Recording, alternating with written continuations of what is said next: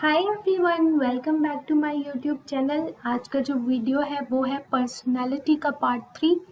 Part 2 में हमने personality assessment के बारे में बात की थी। तो उस पर्सनालिटी को असेस करने के लिए हम कुछ प्रोजेक्टिव मेजर्स यूज़ करते हैं, कुछ टेक्निक्स यूज़ करते हैं। तो मैंने आपसे कहा था कि जो 2-3 रिनाउंड टेक्निक्स हैं वो मैं डिस्कस करूँगी डिटेल में। तो आज का ये जो वीडियो है उसी के ऊपर है। इसमें हम एक बहुत ही पॉपुलर टेक्निक स्टडी करने वाले हैं, that is thematic appreciation test. इसको हम शॉर्ट फॉर्म में टैग भी बोलते हैं।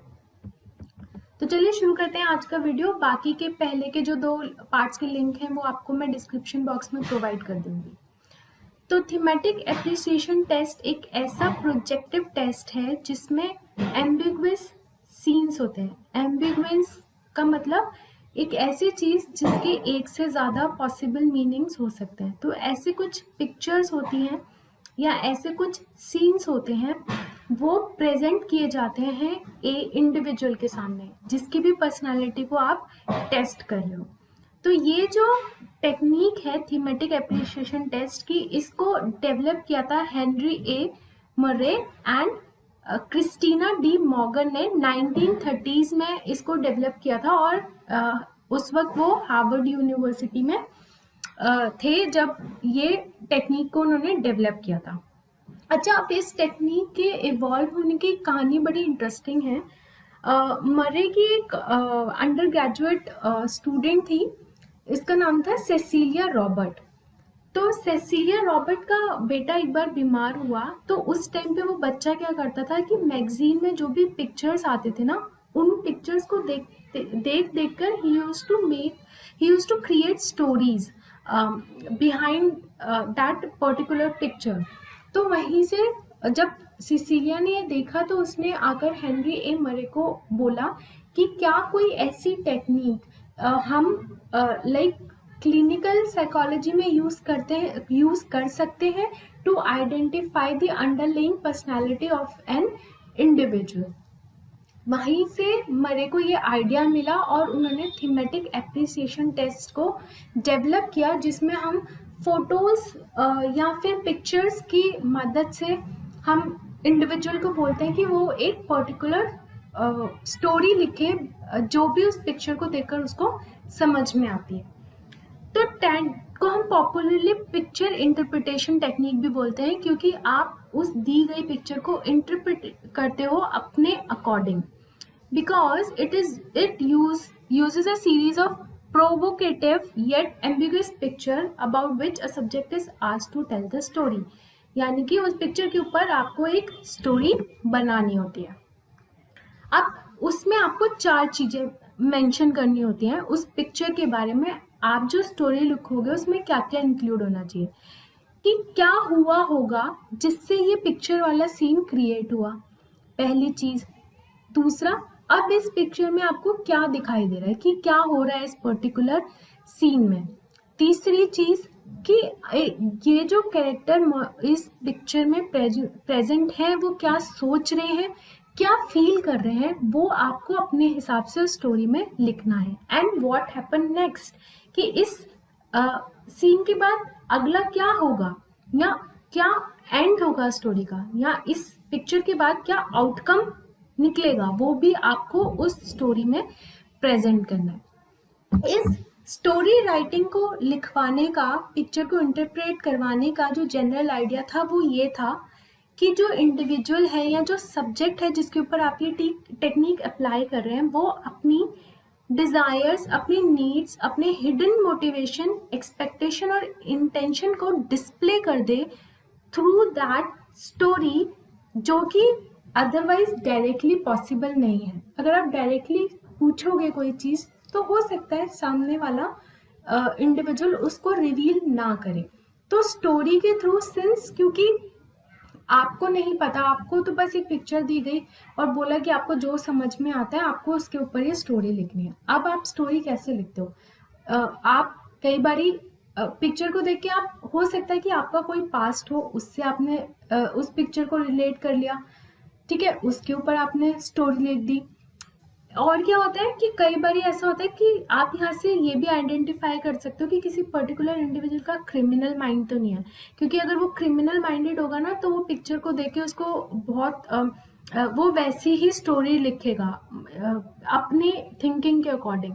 तो कई बार आप क्रिमिनल माइंडसेट को डिस्कवर करने के लिए भी आप थीमेटिक एप्रिसिएशन टेस्ट पे अप्लाई करते हो। प्लस आपका कोई डिजायर है, कोई इंटेंशन है जो आपको उस पिक्चर को देख के याद आ जाता है, वो भी आप उस स्टोरी में रिलेट करके लिखने लग जाते हैं। तो इसका जो फंडा होता है वो बहुत क्लियर है कि जो हिडन पर्सनालिटी के जो हिडन एस्पेक्ट्स होते हैं आपको उनको रिवील करना होता है।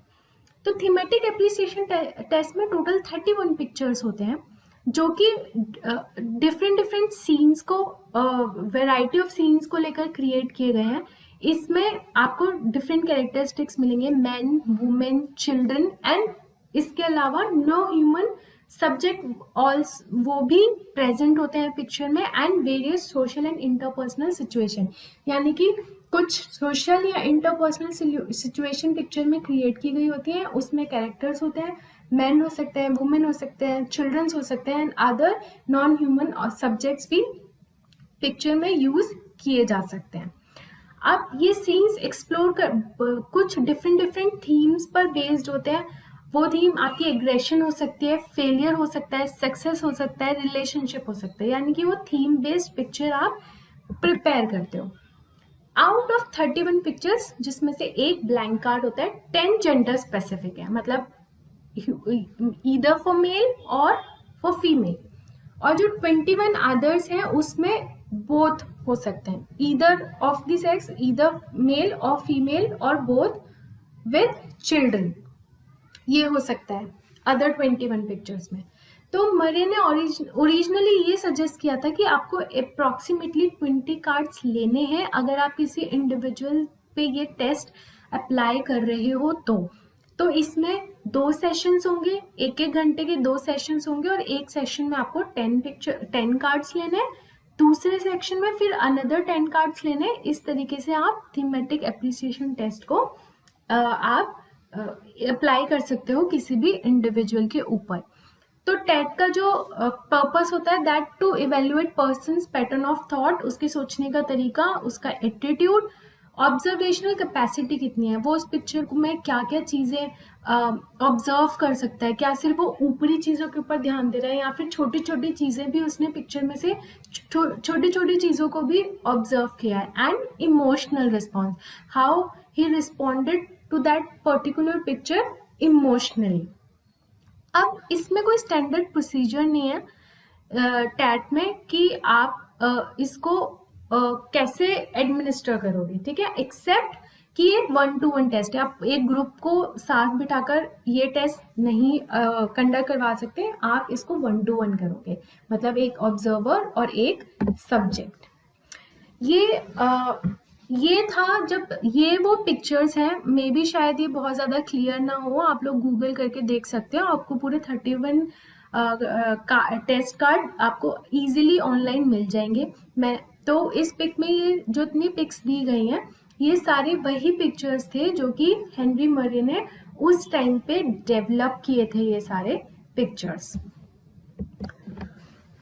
अब इसके कुछ क्रिटिसिज्म भी है थीमेटिक एप्रिसिएशन टेस्ट के। पहला क्वेश्चन आता है वैलिडिटी एंड रिलायबिलिटी, क्या आप जो मेजर करना चाहते थे और जो इंडिविजुअल का रिस्पॉन्स आया, क्या वो चीज़ आप उससे मेजर कर पाए, क्या ये टेस्ट वैलिड आपके लिए साबित हुआ। दूसरा रिलायबिलिटी, अगर आपने एक पिक्चर इंडिविजुअल को दी, आज उसने कोई स्टोरी लिखी, सेम पिक्चर आप उसको थोड़े दिन बाद देते हैं, क्या पता वो कोई और स्टोरी लिख दे, सेम स्टोरी ना लिखे, तब कुछ और रिजल्ट होगा, अभी कुछ और रिजल्ट था। तो ये रिलायबिलिटी के ऊपर भी क्वेश्चन लगाता है, क्योंकि हर जरूरी नहीं है कि जितनी बारी एक इंडिविजुअल को पिक्चर दी जाए वो हर टाइम सेम स्टोरी लिखे। ही कैन क्रिएट और he can produce a different story every time. तो उसके अलावा और क्या प्रॉब्लम थी कि जब ये इवॉल्व हुआ था 1930s में, और वो 31 पिक्चर्स तभी डेवलप किए गए थे। नाउ वो पिक्चर्स बहुत ओल्ड फैशन हो चुके हैं। अगर आप उनको आज की डेट में अप्लाई करते हो उन्हीं सेम पिक्चर्स को, तो जो आउटकम आएगा वो उतना फेवरेबल ना आए because of change in scenario. क्योंकि 1930 और अगर आप उस सेम चीज़ को 2021 में अप्लाई कर रहे हो तो इट कैन बी प्रॉब्लमेटिक। इसके अलावा एक और चीज़ है, मैं इंटरनेट पे सर्च करी थी कि मुझे कुछ ऐसा मिल जाए जहाँ पे मैं ये थीमेटिक एप्रिसिएशन टेस्ट प्रैक्टिकली देख सकूँ कि हाउ इट वर्क्स। तो मेरे को एक साइट मिली जहाँ पे आप जाके थीमेटिक एप्रिसिएशन टेस्ट को अटेम्प्ट कर सकते हैं। उस साइट का लिंक मैं आपको नीचे डिस्क्रिप्शन बॉक्स में प्रोवाइड कर दूंगी। अगर ये वीडियो के बाद अगर आप बहुत ज़्यादा क्यूरियस होते हो कि आपको भी देखना है वो टेस्ट, तो आप उस साइट पे जाके ये टेस्ट अटेम्प्ट कर सकते हैं। अगर आप ऐसा करते हैं तो please do share your experience in the comment section below. तो ये थी हमारी आज की video. I hope you like the video. अगर आपको ये वीडियो पसंद आए तो इसे लाइक कीजिए, शेयर कीजिए, मेरे यूट्यूब चैनल को सब्सक्राइब कीजिए। मिलते हैं एक और वीडियो के साथ, तब तक के लिए थैंक्स फॉर वॉचिंग।